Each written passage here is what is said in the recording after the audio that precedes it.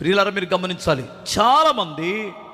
చాలామంది పెళ్ళైన తర్వాత ఏంటమ్మా అంటే, నేను ప్రేమించానాన్ని, ఎవరన్నా ప్రేమించానని వెళ్ళిపోయి అక్కడికెక్కడికో వెళ్ళి అక్కడ దిక్కులేని శవంలాగా పడిపోతున్నారు, అక్కడ చంపేసి.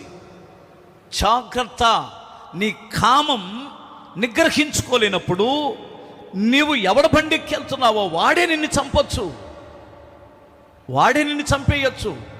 నీ ధైర్యం ఏమిటి నాకు అర్థం కాదు. నీ ధైర్యం ఏమిటి? ఆ ధైర్యం నిన్ను నాశనం చేస్తుంది. అందుకని క్రీస్తుని ఎరిగినటువంటి వాడు నిజముగా ప్రభువుని వెంబడిస్తే, ప్రార్థనాపరుడై ఉంటే అతనిలోకి ఒక బలమైన అభిషేకం, ఆత్మ వస్తుంది. ఆ ఆత్మ నీకు ఇచ్చే భాగ్యం ఏమిటంటే నిగ్రహం, ధైర్యం. ఈ రెండిస్తుంది. అందుకని మీరు దేవుని సన్నిధిలోనికి వచ్చి పరిశుద్ధాత్మ కొరకు ప్రార్థన చెయ్యాలి. హల్లెలూయా చెప్పగలరా? పరిశుద్ధాత్ముడు నీలోకి ఎప్పుడైతే వస్తాడో